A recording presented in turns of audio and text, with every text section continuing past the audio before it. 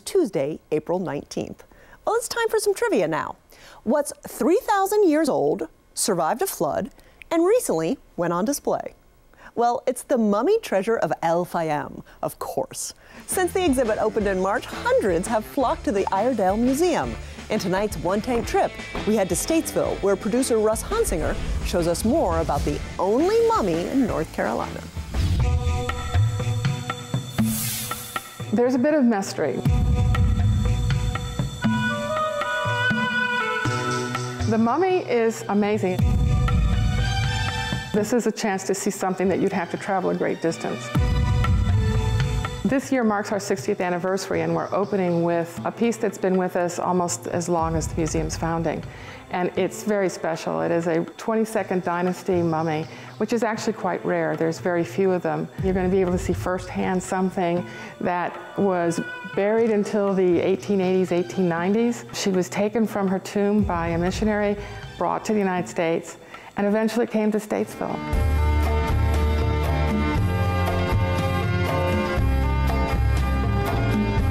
When we got the mummy in 1957, we didn't know where she was from in Egypt. We just knew that she was Egyptian.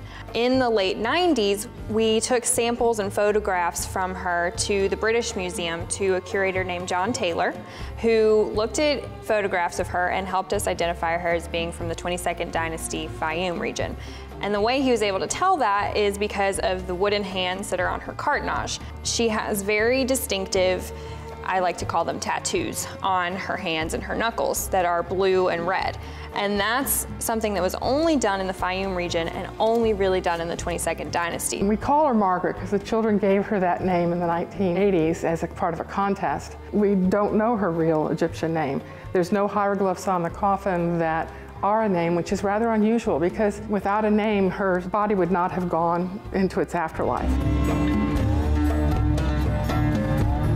These hieroglyphs are basically prayers that come from the Book of the Dead.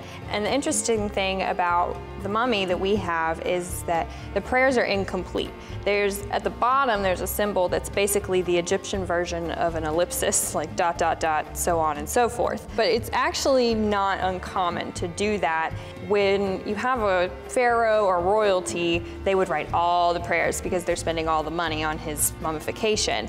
For her, she's sort of the middle class, and so they wouldn't have spent as much money or time writing all the hieroglyphs. If you really like mummies and history and stuff, you can come look at this to see how old it is and see the hieroglyphs on it and see the illustration on it.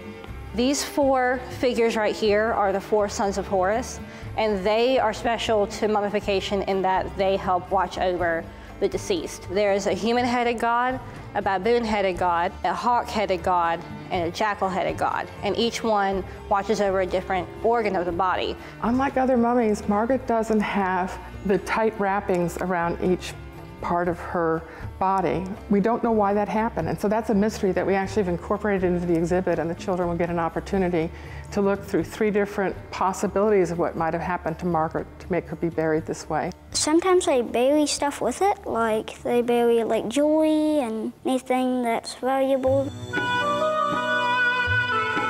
I hope that we can expose kids to a different culture and sort of broaden their minds a little bit. I guess they got to ride for free on a camel. I have to pay for my ride on a camel, so. We want people to have fun. You know, history is far from boring, and Margaret's story is definitely one full of twists and turns, and so they can come here to the museum and discover it for themselves. You need to come here.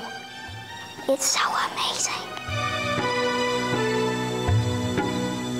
Thanks so much, Russ. The museum wants to raise funds to create a permanent exhibition space for the mummy treasure of El-Fayum. You can find more details about the Iredell Museum on our website at pbscharlotte.org. Well, that does it for this week.